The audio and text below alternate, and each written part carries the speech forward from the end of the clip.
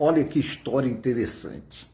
O garotinho estava dormindo na casa dos seus avós.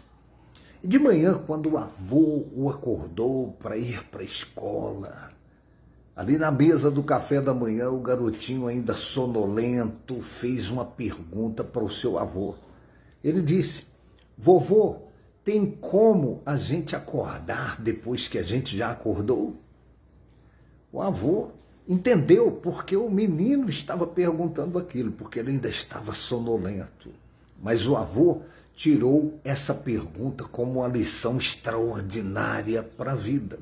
Porque de repente é assim, a gente já está acordado, mas a gente precisa acordar em relação a algumas coisas importantes da vida. A área sentimental, por exemplo, de repente a pessoa está acordada, mas ela precisa acordar para algumas coisas importantes, para que a vida sentimental melhore muito e melhore mesmo. Em relação à área profissional, financeira, é a mesma coisa, a pessoa está acordada, mas de repente ela precisa acordar para algumas coisas fundamentais, para que a prosperidade aconteça. Quando eu digo acordar, eu estou falando do start, daquele lampejo de sabedoria, daquela iluminação que de repente traz clareza para que a pessoa entenda e interprete a vida de uma outra forma.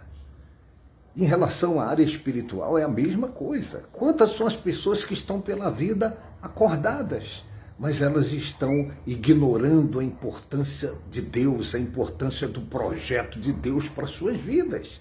Estão acordadas, mas precisam do start, precisam do lampejo de sabedoria, precisam interpretar a vida numa perspectiva espiritual, inclusive.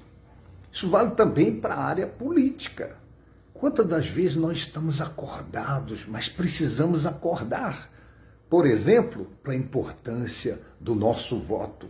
O voto, ele decide o futuro, não somente da vida da gente, mas o futuro da nossa nação, o futuro dos nossos filhos, dos nossos netos. O voto decide o futuro da economia, decide o futuro da sociedade. Eu me lembro da história de um tocador de flauta. Isso eu ouvi quando era menino, quando era criança, e não faz muito tempo. Mas esse tocador de flautas, ele era um hipnotizador, e ele hipnotizava as pessoas ao som da sua flauta. E as pessoas hipnotizadas pelo som da flauta atendiam unânimes aos comandos desse homem. E veja que de repente na política é assim, as pessoas ficam hipnotizadas, elas ficam fanáticas, elas não enxergam os defeitos, elas não enxergam os desvios de caráter, não enxergam a corrupção, não enxergam a perversão que está desenhada para acontecer na sociedade, para acontecer nas suas famílias.